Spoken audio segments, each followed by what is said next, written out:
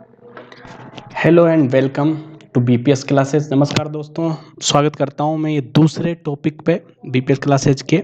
जो हमने पहला टॉपिक अपना रहा था सेक्सुअल रिप्रोडक्शन इन प्लांट, उसमें 2 लेक्चर थे, वो आपने देख लिए होंगे जहां तक मुझे उम्मीद है। उसके बाद हम नेक्स्ट टॉपिक जो आरईसीओ डबलएओ क्वालिटी कंट्रोल ऑफिसर जो भी एग्जाम होने वाला है उसमें ये टॉपिक दिया हुआ है, वायरस और इट्स प्रॉपर्टी। तो वायरस के बारे में हम जानेंगे। पहले उसकी हिस्ट्री, इसमें केवल ब्रीफ इंट्रोडक्शन है प्लांट वायरस से रिलेटेड, क्योंकि अपने एग्रीकल्चर में केवल प्लांट वायरस के बारे में ही ज़्यादातर पूछा जाएगा। ठीक है, हिस्ट्री देख लो आप, मैं पॉइंट टू पॉइंट यहाँ पर आपके लिए अच्छे से कलेक्ट करके लाया हूँ।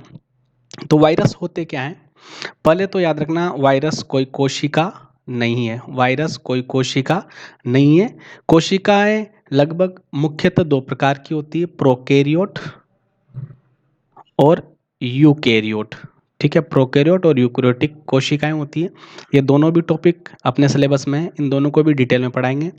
इन दोनों के जितने भी कैरेक्टर हैं वो इसमें नहीं मिलते हैं, इसलिए वायरस कोई कोशिका नहीं है। वायरस का जो अलग से ही विभाजन किया हुआ है, क्लासिफिकेशन भी अलग चलता है, सब्जेक्ट भी अलग चलता है। तो वायरस को कोशिका ना मान के क्या माना है, अकोशिकीय जीव। इसमें कोशिका का कोई भी योगदान नहीं है, इसलिए इसको एकैरियोटा में रखा गया है। मतलब इसके अंदर कोशिका नहीं है, केंद्रक नहीं है, इसलिए इसको एकैरियोटा में रखा गया है, अकोशिकीय में। वायरस क्या होता है, जीवित होता है या फिर अजीवित, जीवित या अजीवित। तो ये दोनों ही नहीं होता है, इनके बीच की क्या होती है, कनेक्टिंग लिंक। जीवित और अजीवित के बीच की एक कड़ी है, चेन है। इसमें कुछ कैरेक्टर जीवित के भी होते हैं, लिविंग ऑर्गेनिज्म के, और कुछ कैरेक्टर होते हैं नॉन लिविंग के। वो कैसे कैसे होते हैं मैं इसमें आगे टॉपिक में बढ़ूंगा तो मैं आपको बता दूंगा। इसलिए connecting link between non living और लिविंग कौन है, वायरस है। ये भी क्वेश्चन बनता है। वायरस का जो वायरस वर्ड है लैटिन वर्ड है, और इसका मतलब होता है एक जहरीला द्रव या जहरीला रस, यानी जहर। जहर लिक्विड फॉर्म में, इसको क्या बोलते हैं, वायरस। ये सबसे पहले पाश्चर ने बताया था, लुईस पाश्चर जो बहुत बड़े माइक्रोबायोलॉजिस्ट हुए हैं, उन्होंने बताया था कि वायरस एक पॉइजनस फ्लूइड है, यानी विषैला जहर है, या इसको शॉर्ट में वीनम यानी जहर भी बोल देते हैं। ठीक है, ये तो उन्होंने बता दिया क्योंकि बहुत पुराने 320 बीसी के पहले के ये साइंटिस्ट हैं, तो इतना ही जानकारी बहुत बड़ी चीज़ होती है कि ये जहर है, विषैला जहर है। लेकिन धीरे धीरे जब वायरस पे स्टडी हुई तो सबसे पहले जो वायरस खोजा गया, देखो मैं यहाँ पर आपको पूरी हिस्ट्री एक क्रोनोलॉजिकल ऑर्डर में नहीं समझा सकता हूँ क्योंकि बहुत बड़ी हिस्ट्री हो जाएगी। जो हिस्ट्री में इंपॉर्टेंट पॉइंट है और जो पूछे जाते हैं वही मैं आपको यहाँ पर बताऊंगा। तो सबसे पहले याद रखना कि फर्स्ट डिस्कवर्ड वायरस कौन सा होता है अपने पास, TMV, यानी टोबैको मोजेक वायरस। ज़्यादातर क्वेश्चन यहाँ से ही पूछे जाते हैं कि सबसे पहला कौन सा वायरस खोजा गया है, तो तम्बाकू मोजेक वायरस, जो तम्बाकू में मोजेक, पत्तियों में जो रोग होता है मोजेक, वो पैदा करता है। तो TMV शॉर्ट फॉर्म, ये सबसे पहला डिस्कवर्ड वायरस है।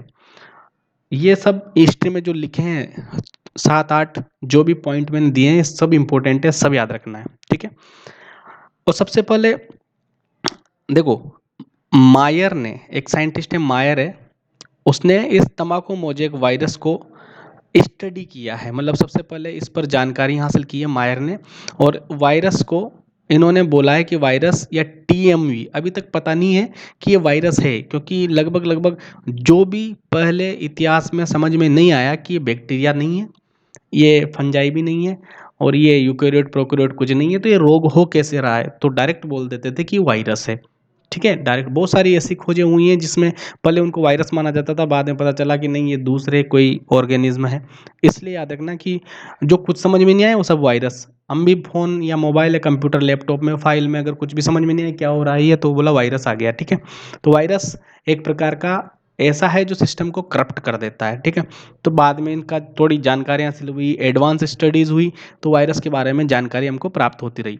तो TMV की खोज सबसे पहले हुई थी, ऐसा वायरस जिसके सबसे पहले खोजा गया TMU टोबैको मोजेक वायरस है, और इसकी स्टडी मायर ने की थी, और मायर ने इसको TMU को पहले बोला था कंटाजियस फ्लूइड, यानी कि संक्रमित रस, संक्रमित रस, जो कि एक अगर किसी प्लांट में है, उस प्लांट में जो सेल शेप है उसको किसी दूसरे प्लांट में डाल दोगे तो वो भी सेम टू सेम कैरेक्टर दिखाएगा, मतलब रोग के लक्षण आ जाएंगे। तो उन्होंने बोला कि रस है जो कि संक्रमित है, इन्फेक्शियस है, कंटेजियस है, ठीक है। उसके बाद साइंटिस्ट आया डीजे इवानोस्की, इनका नाम याद रखना है। इनको ही असली खोजकर्ता माना जाता है, किसका? टीएमवी, तंबाकू मोजेक वायरस का असली खोजकर्ता किसको माना जाता है?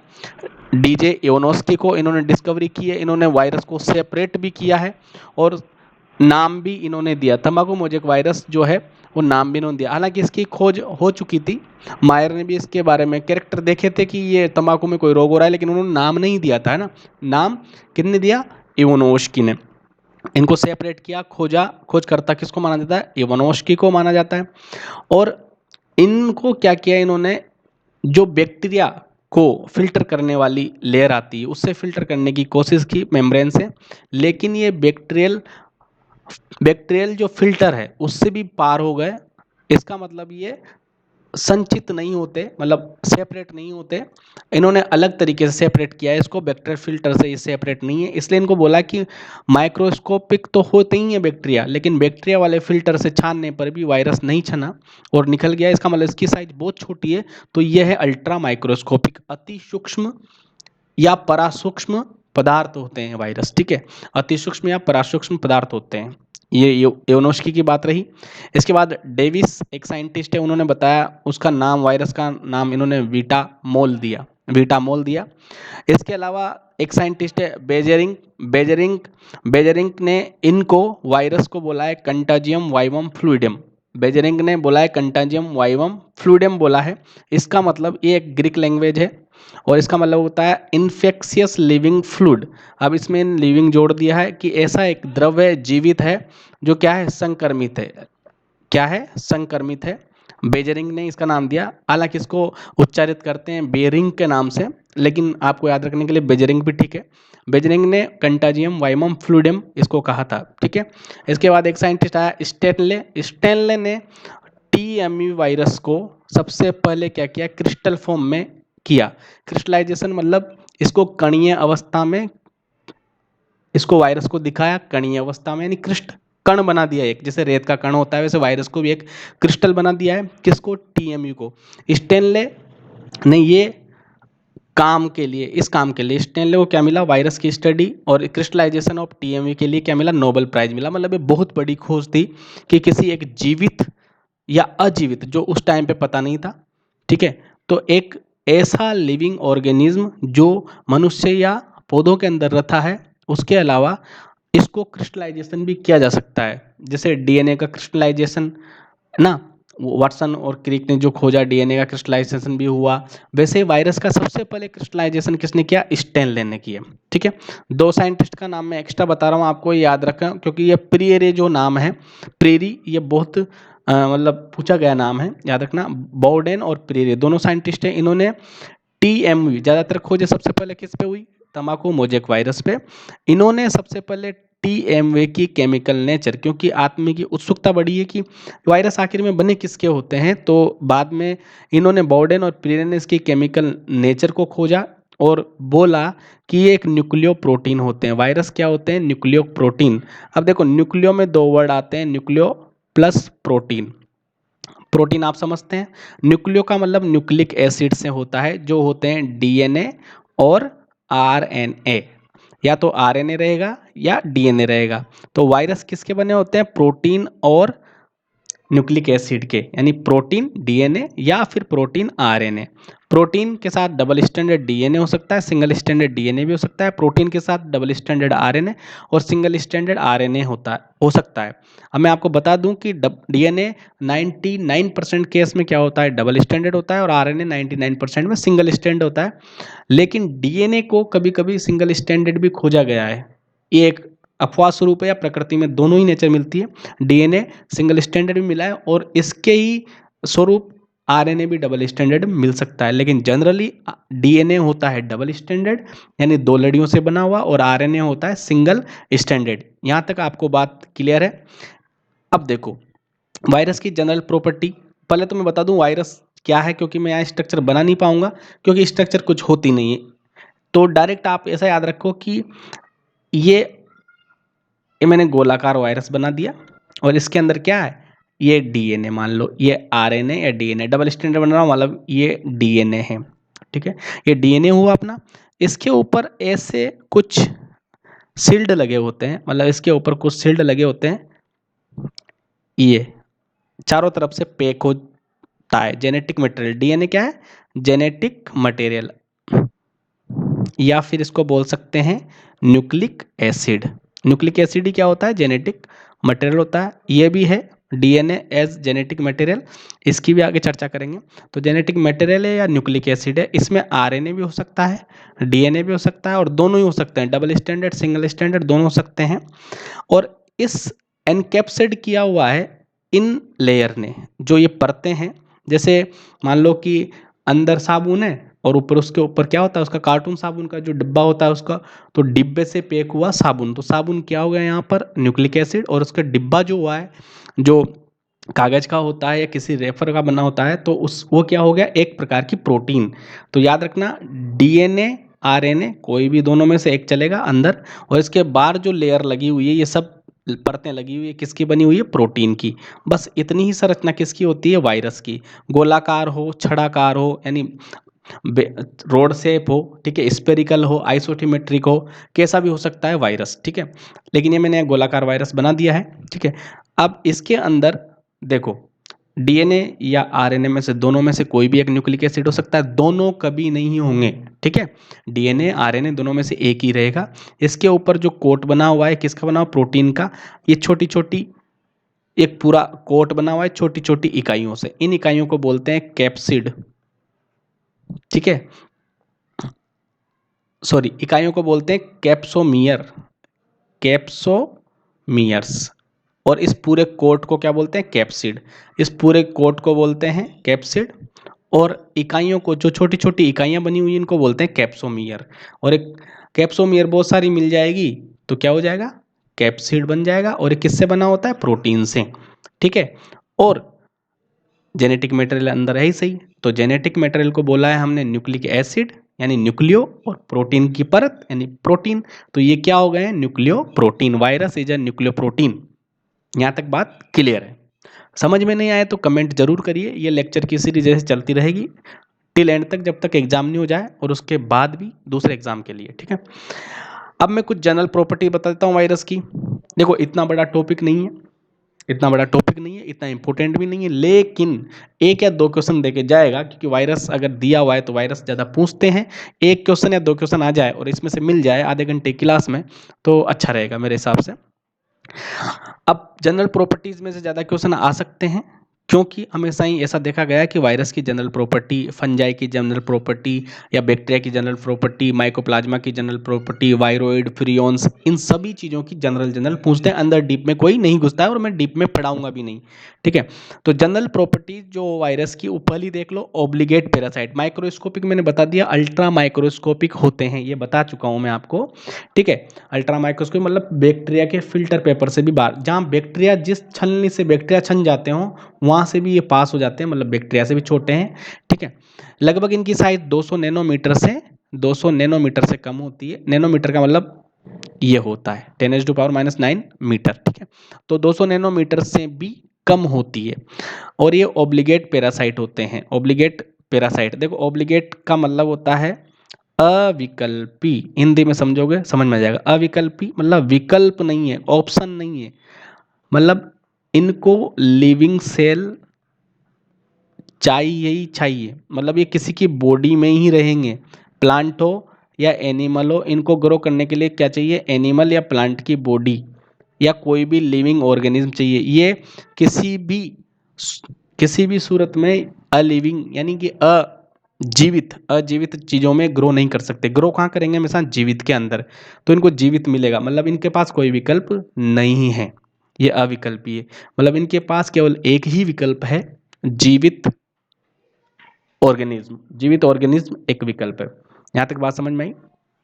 साइज मैंने बता दिया। उसके अलावा ये हाईली इन्फेक्शियस एंड ओस्ट स्पेसिफिक, मतलब ऐसा है कि इस प्लांट में, जैसे आपने सुना होगा tomato mosaic virus, papaya leaf curl virus, ठीक है। तो ये पपाया क्यों, क्या ये किसी और फसल में नहीं कर सकता लीफ कर्ल, नहीं, ये क्या है, पपाया का वायरस है तो पपाया में करेगा, टोमेटो का वायरस है तो टोमेटो में करेगा। कुछ होते हैं जो कि कर लेते हैं, दोनों में भी असर दिखा देते हैं, लेकिन ज़्यादातर कैसे होते हैं, होस्ट स्पेसिफिक, मतलब जिसको ये इन्फेक्शन करेगा वो उसके लिए होस्ट जो है स्पेशल लीफ कर्ल वायरस अलग अलग, जब भी हम अलग अलग फसलों के अलग अलग वायरस पढ़ते हैं, क्योंकि वो एक ही फसल पे या ज़्यादातर एक फैमिली वाली पे ही लगेंगे। और हाईली इन्फेक्शियस होते हैं वायरस, क्या होते हैं, अंदर जाते हैं किसी भी बॉडी स्ट्रक्चर में, वहाँ पर जाके ये अपना सेल्स में जाते हैं, किसी भी प्लांट हो एनिमल हो, दोनों की बात करूँगा मैं, कि एनिमल की सेल्स में घुसेंगे। उसके बाद एंट्री करने के बाद ये अपना जो अपना अपना जो जेनेटिक मटेरियल है उसको बाहर निकालते हैं। उस जेनेटिक मटेरियल मतलब डीएनए आरएनए को बाहर निकालते हैं। डीएनए और आरएनए को किस में जोड़ते हैं, प्रोटीन मशीनरी या फिर उसके न्यूक्लियस के अंदर, सेल के होस्ट सेल के न्यूक्लियस के अंदर जो अपना डीएनए आरएनए जेनेटिक मटेरियल है उसके अंदर जोड़ देते हैं। और खुद अगर जुड़ जाएगा किसी चीज़ से, खुद का डीएनए जोड़ देगा तो वहाँ वो अपने हिसाब से प्रोटीन बनाएगा।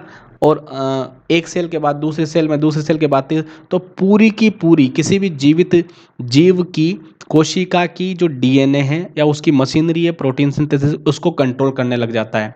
जैसे मान लो ये प्लांट की सेल है, एनिमल की सेल है, ये न्यूक्लियस है, इसका ये डीएनए है, ये वायरस आया अंदर गया, ठीक है।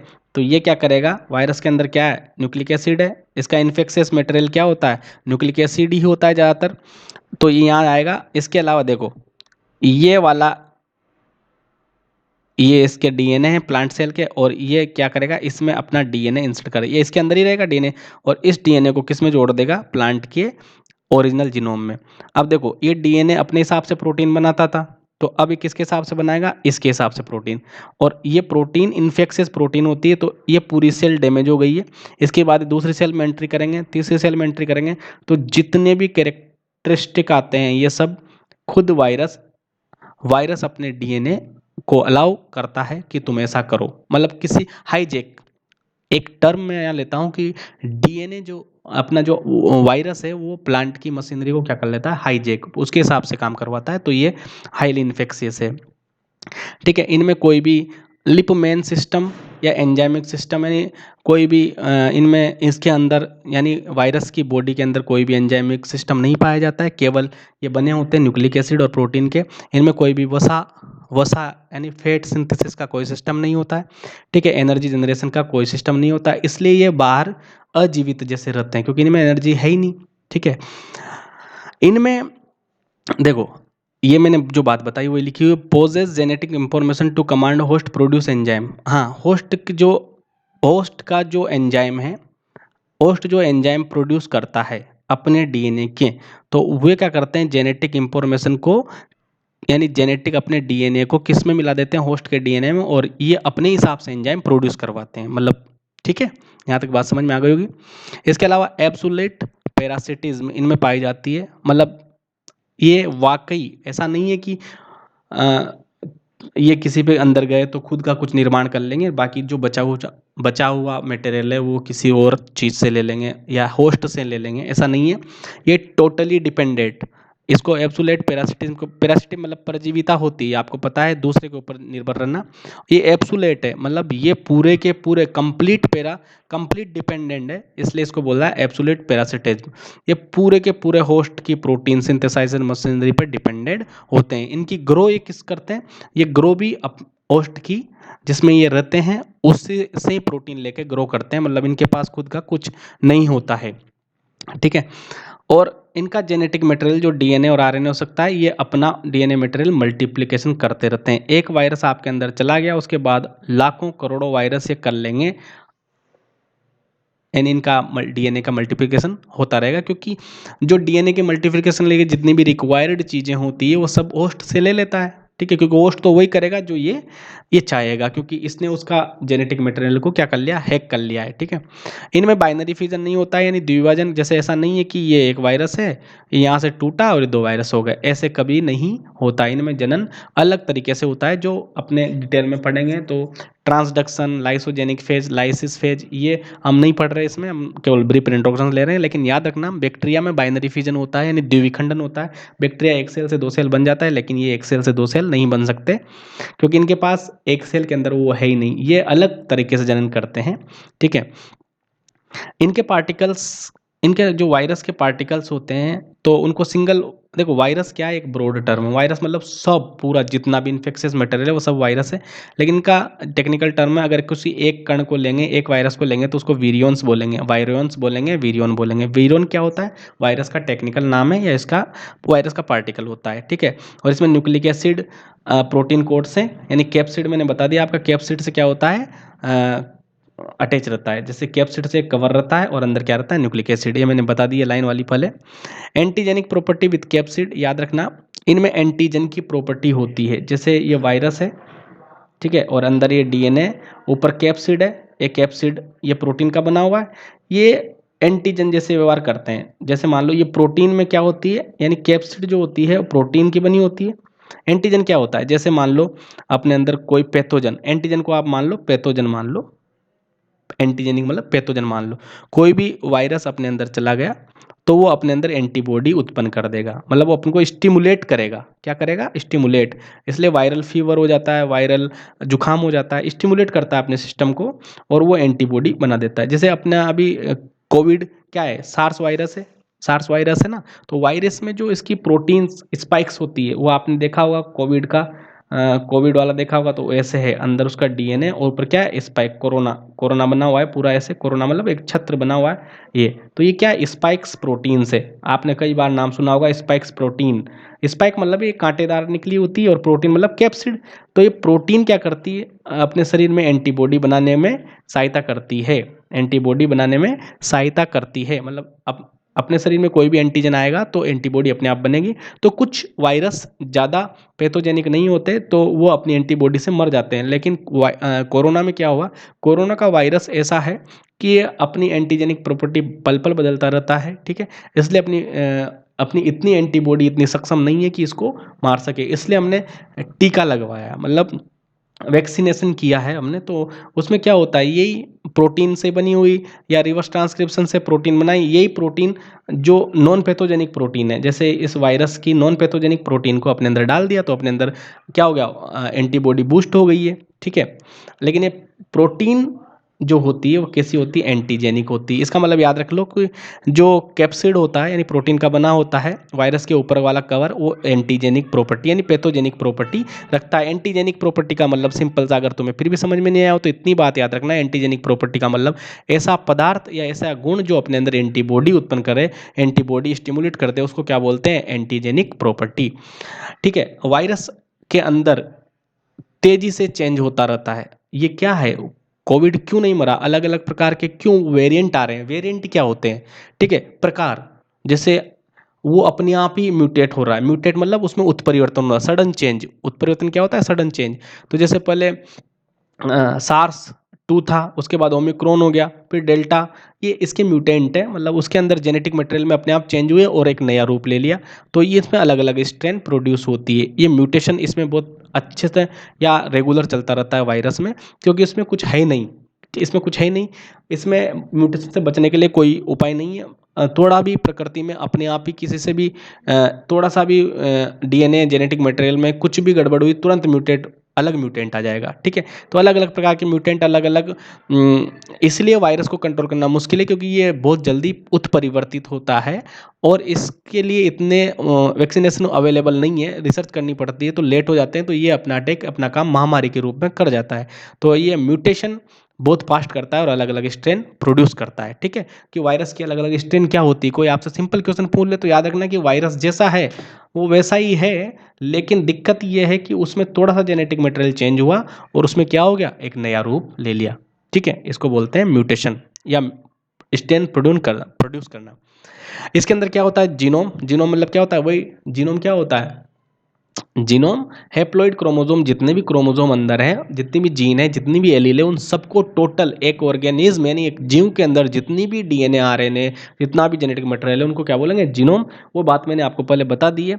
और ज़्यादातर मेजोरिटी में याद रखना, मेजोरिटी में आरएनए, आरएनए ही क्या होता है, वायरस में ज़्यादातर होता है। कुछ में ही केवल क्या होता है, डीएनए। ये हम प्लांट वायरस की बात कर रहे हैं, किसकी बात कर रहे हैं, प्लांट वायरस की बात कर रहे हैं। यहाँ पर एनिमल वायरस की मत करना बात।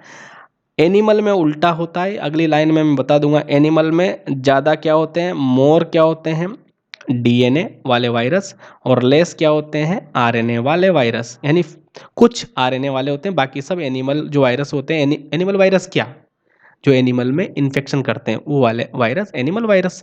तो एनिमल वायरस ज़्यादातर क्या पाया जाता है, डीएनए पाया जाता है, और कुछ में ही आरएनए पाया जाता है। लेकिन प्लांट में उल्टा है, प्लांट में ज़्यादातर में क्या मिलेगा, आरएनए, और कुछ में मिलेगा डीएनए। ये बात याद रखना।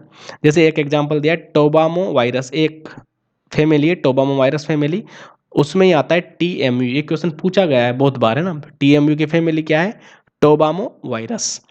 इसमें क्या होता है, आरएनए। टोबैको मोजेक वायरस में क्या पाया जाता है, आरएनए भी पूछ सकते हैं, याद रखना। उदाहरण दिया है मैंने। इसके अलावा डीएनए वाले कुछ होते हैं, लेकिन कुछ में भी एग्जाम, जैसे कोलिमो वायरस, ठीक है। कोलिमो वायरस यानी कोलिमो वायरस में कौन आएगा, काउलीफ्लावर मोजेक वायरस, सीएमवी। कोलिमो वायरस जो फैमिली है उसमें सीएमयू आता है, कॉलीफ्लोर मोजेक वायरस। और एक और इसमें फैमिली आती है जेमिनी वायरस की, जेमिनी वायरस। ये मेज स्ट्रिक वायरस है, मेज स्ट्रिक वायरस। आगे भी आएंगे डिटेल में इनका क्लासिफिकेशन कि इसमें क्या पाया जाता है। इसमें जेमिनी वायरस में सिंगल स्टैंडर्ड डीएनए पाया जाता है, ठीक है। डीएनए जब सिंगल स्टैंडर्ड हो तो उसको बोलेंगे हम जेमिनी वायरस, ठीक है। और ये मेज स्ट्रिक वायरस का एग्जाम्पल है, ठीक है। कोलिमो वायरस का डबल स्टैंडर्ड डीएनए वाला होता है। डीएनए देखो, इसमें डीएनए बहुत कम मिलते हैं जिसमें डीएनए होता है, लेकिन डबल स्टैंडर्ड डीएनए किसे मिलेगा, कोलिमो वायरस यानी सीएमवी में। और सिंगल स्टैंडर्ड वायरस जिनको बोलते हैं जेमिनी वायरस, ये मिलेगा मेजिस्ट्रिक वायरस में। आगे और देखते हैं। यहाँ तक समझ में आया हो तो मुझे कमेंट करके जरूर बता देना, ठीक है। अब इस वायरस का क्लासिफिकेशन मैं आपको बता देता हूँ। एक साइंटिस्ट है होम्स, 1948 में इन्होंने क्लासिफिकेशन किया। इसके गण, वायरस के जो गण होता है, ऑर्डर होता है, उसका वायरल्स नाम रखा गया ना। सिंपल क्लासिफिकेशन, सबसे सिंपल होम्स का क्लासिफिकेशन। एक वायरल्स इन्होंने एक ऑर्डर अलग से बनाया, वायरल्स उसका नाम रखा, और इसमें 3 सब ऑर्डर दे दिए हैं। एक है फेजिनी, फाइटोफेजिनी और जूफेजिनी। देखो जू मतलब, फेजिनी मतलब तो क्या होता है, फेजिनी मतलब भक्षण करने वाले। क्या होते हैं, भक्षण करने वाले, इन्फेक्शन करने वाले, खाने वाले, बीमार पटकने वाले, ये सब क्या होते हैं, फेजिनी, फेज, ठीक है। तो फेजिनी में इन्होंने रखा बैक्टीरियोफेज को। बैक्टीरियोफेज आपने नाम सुना होगा, इसको अलग में टॉपिक के रूप में डिस्कस करूंगा, इससे भी क्वेश्चन आते हैं। जीवाणु भोजी वायरस, फेजिनी में किसको रखा, ऐसे वायरस जो कैसे हैं, जीवाणुओं को संक्रमित करते हैं। कुछ वायरस ऐसे भी हैं जो जीवाणु को ही मार देते हैं, ठीक है। इसको बोलते हैं जीवाणु भोजी वायरस। ये किस ग्रुप सब ऑर्डर में रखा, फेजिनी में। फाइटोफेजिनी मतलब प्लांट वायरस को फाइटोफेजिनी में, और जूफेजिनी में किसको रखा, एनिमल वायरस को जूफेजिनी में। छोटा सा क्लासिफिकेशन, स्वीट सा, याद रखना। फाइटो और जू से आप समझ ही जाओगे, बाकी बैक्टीरियोफेज याद रखने के लिए चीज़ है यहाँ पर। होम्स ने क्लासिफिकेशन 1948 में किया था, याद रहे तो ठीक है, नहीं तो कोई दिक्कत नहीं। इसके अलावा दूसरा classification LHT system. LHT system इन्होंने क्या किया, इन्होंने वायरस को, पूरे वायरस को देखा। उन्होंने बोला जिसमें डीएनए है उसको अलग कैटेगरी बनाओ, जिसमें आरएनए उसको अलग कैटेगरी बनाओ। बस 2 कैटेगरी में क्लासिफिकेशन इन्होंने दे दिया। सबसे सिंपल क्लासिफिकेशन भी यही है कि आरएनए वाले सब अलग कर दो और डीएनए वाले सब अलग कर दो। डीएनए को मतलब होता है डीऑक्सी राइबोज न्यूक्लिक एसिड, और आरएनए का मतलब होता है राइबो न्यूक्लिक एसिड। तो इस समूह का नाम रख दिया राइबो ओरा, इसका नाम रख दिया डीऑक्सी राइबोरा, बस खत्म बात। तो डीएनए और आरएनए वाले, डीएनए और आरएनए के बेस पर सबसे पहले क्लासिफिकेशन किसने किया, Andre Lwoff, Robert Horne, Paul Tournier. 3 scientist है, एंड्रे लॉफ, रॉबर्ट हॉर्न और पॉल टॉर्नियर। THL हो गया, LHT। तो इसका नाम भी रखा गया LHT क्लासिफिकेशन। LHT क्लासिफिकेशन किस पे बेस्ड है, डीएनए और आरएनए की प्रेजेंस पर बेस है। इसके अलावा अब हम प्लांट वायरस के बारे में जानेंगे, केवल प्लांट वायरस, यानी classification of plant virus. Animal virus को यहाँ पे छोड़ देते हैं, वायरस किंगडम प्लांट वायरस को ही हम यहाँ पर देखेंगे। पादपों में रोग फैलाने वाले पादपों के विषाणुओं का क्लासिफिकेशन केवल देखेंगे, इससे क्वेश्चन बनने के आसार बहुत है, ठीक है। अब अपन इसके आधार पे देखेंगे, LHT के आधार पर। जैसे प्लांट में ऐसे वायरस, कौन से वायरस हैं जिनमें आरएनए पाया जाता है और प्लांट को संक्रमित करते हैं। तो आरएनए वायरस, अब आरएनए 2 प्रकार का होता है, सिंगल स्टैंडर्ड एक कड़ी वाला, और डबल स्टैंडर्ड आरएनए, ठीक है। डबल स्टैंडर्ड और सिंगल स्टैंडर्ड आरएनए, 2 प्रकार के आरएनए वायरस होते हैं। तो सिंगल स्टैंडर्ड में अपने पास पहले रोड शेप्ड पार्टिकल्स, फिलामेंटस और आइसोमेट्रिक। देखो सबसे पहले रोड शेप पार्टिकल में, रोड शेप में मतलब वायरस कैसा रहेगा, ऐसा रोड जैसा, इतना सा, यानी छड़ाकार, छड़ाकार बोल सकते हैं। फिलामेंटस में ऐसे लंबा फिलामेंटस वाला वायरस, यानी तंतुनुमा, तंतुनुमा, साइज बता रहा हूँ आइसोमेट्रिक में चारों तरफ से बराबर, आइसोमेट्रिक मतलब समव्यासी, जिसका व्यास समान हो, आइसोमेट्रिक ऐसा हो या ऐसा हो लेकिन समान होना चाहिए, समव्यासी। तो सिंगल स्टैंडर्ड आरएनए किस में मिलेगा, ये 3 शेप में बांट दिया है, rod shape, filamentous, isometric. Rod shape में सबसे पहले आ जाएगा टोबामो वायरस यानी टीएमवी, ये याद रखना ही आपको, इंपॉर्टेंट है, रोड शेप है टीएमवी। रोड टीएमवी के बारे में मैंने शुरू से बताता रहा हूँ, टीएमवी का पूछा जा सकता है क्वेश्चन, टोबैको मोजेक वायरस का, और टोबामो वायरस की फैमिली है, इस फैमिली में टीएमवी आ जाएगा। फ्यूरो वायरस, इसमें पोटैटो मोपटॉप वायरस आ जाएगा। तो ये टोबामो वायरस यानी फ्यूरो वायरस दोनों की फैमिली यानी टीएमवी और पीएमटीवी, ये दोनों वायरस रोड शेप है और सिंगल स्टैंडर्ड आरएनए वायरस है। दूसरा प्रकार है फिलामेंटस, फिलामेंटस वायरस में सबसे इंपॉर्टेंट पोटीएक्स वायरस और पोटी वायरस। पोटीएक्स वायरस में पोटैटो वायरस एक्स और पोटी वायरस में पोटैटो वायरस वाई। ठीक है, ये दोनों एक्स, पोटेक्स मतलब ये देखो पोटे एक्स, एक्स का मतलब X, P potato virus X, और potato Y, Y potato virus Y. देखो, तो दोनों पोटैटो के दोनों वायरस जो होते हैं वो फिलामेंटस होते हैं, जिनमें सिंगल स्टैंडर्ड आरएनए होता है, और इनकी दो फैमिली हैं, पोटेक्स वायरस और पोटी वायरस। इसके अलावा आइसोमेट्रिक वायरस यानी समव्यासी वायरस, मतलब जिनका आकार चारों तरफ से समान होता है, उसमें वेक्का virus, coma virus, tospo virus, nepo virus और पोटैटो लीफ रोल वायरस। ये इंपॉर्टेंट है, पोटैटो लीफ रोल वायरस। अब देखो ये फैमिली है, ये अलग मैंने वायरस बता दिया, इंपॉर्टेंट था इसलिए अलग निकाल के। नेपो वायरस में कौन आएगा, grep fan leaf virus. Tospo virus में टोमेटो स्पॉटेड विल्ट वायरस। इसके अलावा कोमा वायरस में काओपी मोजेक वायरस। वेक्का वायरस में राइस टुंगरो वायरस। ठीक है, ये सब एग्जाम्पल आपको याद रखने हैं आइसोमेट्रिक में। अगर ऐसा भी याद नहीं रहे तो याद ये रख लेना कि सिंगल स्टैंडर्ड आरएनए किस में है, rice tungro virus, cowpea mosaic virus, tomato spotted wilt virus, grape fan leaf virus, potato leaf virus, और पोटैटो के ये जितने भी पोटैटो वायरस होते हैं वो सब कैसे होते हैं, सिंगल स्टैंडर्ड वायरस होते हैं। और टीएमवी भी खुद सिंगल स्टैंडर्ड है। सिंगल स्टैंडर्ड में 3 प्रकार मैंने बता दिया, छड़ाकार, तंतुमय और समव्यासी वायरस, ये सिंगल स्टैंडर्ड आरएनए के। डबल स्टैंडर्ड वाले हम ये नहीं बता रहे क्योंकि इंपॉर्टेंट नहीं है। डबल स्टैंडर्ड यानी डबल स्टैंडर्ड आरएनए वाले बहुत कम मिले हैं और वो इंपॉर्टेंट नहीं है, इसलिए यहाँ पर नहीं पढ़ेंगे। अब डीएनए वायरस, डीएनए वाले कौन से, प्लांट वायरस केवल है ना, डीएनए ऐसे प्लांट वायरस जिनमें डीएनए पाया जाता है उसमें डबल स्टैंडर्ड ही रहेगा, क्योंकि ज़्यादा डीएनए की साइज कैसी होती है, जनरली डबल स्टैंडर्ड, तो मैं डबल स्टैंडर्ड ज़्यादा पढ़ेंगे। सिंगल स्टैंडर्ड मैंने जेमिनी वायरस ऊपर आपको बता दिया, देख लेना उसमें। डबल स्टैंडर्ड में आपके पास यहाँ भी बताया, सॉरी, डबल स्टैंडर्ड ही आता है ज़्यादा, लेकिन सिंगल स्टैंडर्ड इसलिए हो जाता है कि डीएनए कभी भी सिंगल स्टैंडर्ड नहीं रहता, इसलिए। तो यहाँ मैंने ऊपर तो सिंगल स्टैंडर्ड आरएनए ही बताया है केवल, है ना, डबल स्टैंडर्ड आरएनए नहीं बताया, छोड़ दिया क्योंकि कोई मतलब नहीं थे, लेकिन डीएनए में फिर दोनों ले लिए हैं। डबल स्टैंडर्ड डीएनए वायरस में कोलिमो वायरस यानी काउलीफ्लावर मोजेक वायरस, ये याद रखना है। सिंगल स्टैंडर्ड डीएनए में मेजिस्ट्रिक और बनाना बंची टॉप वायरस याद रखना। और सिंगल स्टैंडर्ड आरएनए कोई जेमिनी वायरस, डायरेक्ट पूछेंगे व्हाट इज जेमिनी वायरस, ऐसे वायरस जिनमें सिंगल स्टैंडर्ड क्या पाया जाता है, DNA, it is called Gemini virus, याद रखना है, क्वेश्चन बहुत अच्छा है।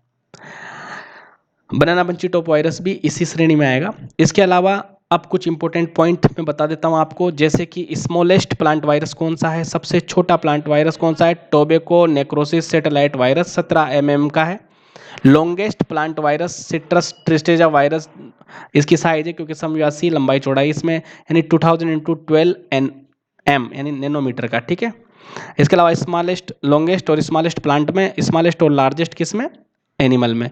तो smallest animal virus foot and mouth virus है 10 नैनोमीटर का, लार्जेस्ट एनिमल वायरस है स्मॉल पॉक्स वायरस 400 नैनोमीटर का, याद रखना। तो सबसे बड़ा वायरस अगर टोटल में भी देखा जाए तो कौन है, सिट्रस ट्रिस्टेजा वायरस है, जिसकी साइज ये है। इसके अलावा मैंने टीएमवी की साइज बताई है, ठीक है, ये बार बार पूछा गया है, पीएमटी में ज़्यादातर पूछा जाता है, 320 × 20 नैनोमीटर इसकी साइज है। जनरली प्लांट वायरस मैंने बताया कि आरएनए होते हैं, बाकी एनिमल वायरस क्या होते हैं, डीएनए होते हैं जनरली, और वायरस क्या होते हैं, न्यूक्लियो प्रोटीन। यहाँ तक बात समझ में आ गई, ये छोटा सा क्लासिफिकेशन है।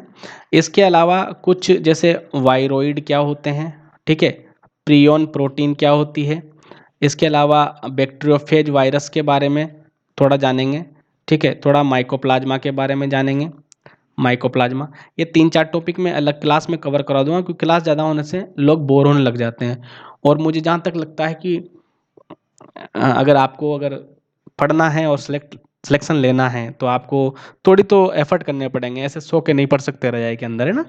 तो थोड़े एफर्ट मारने पड़ेंगे और आपको वही चीज़ पढ़नी पड़ेगी। ऐसे ज़्यादा जैसे मान लो कि डिजाइन वाली चीज़ों को छोड़ो, थोड़ा जो आपको कंटेंट ठीक लगे उसको पढ़ के देखो एक बार, और फिर वहाँ से क्वेश्चन सेलेक्ट करके देखो कि हाँ ये क्वेश्चन बन रहे हैं मुझसे, लगभग लगभग हाँ हो रहे हैं, तो वो वाली चीज़ पकड़ो। ऐसे ज़्यादा बोलते ज़्यादा हैं, मटेरियल कुछ होता नहीं है, ऐसी क्लासों से बचो, क्योंकि उसमें तुम्हारा भी टाइम पास हो रहा है। फिर आप 2x की स्पीड से पढ़ोगे, इसलिए मैंने 2 लेक्चर 1x में ही दिखाए। फिर इस बार जो भी ये लेक्चर में शूट कर रहा हूँ यहाँ पर, तो ये लगभग मैंने 1.5x में खुद नहीं कर दिया है। और आपको और जल्दी देखना हो, जल्दी रिपीट करना हो, तो आप इसको कर सकते हो।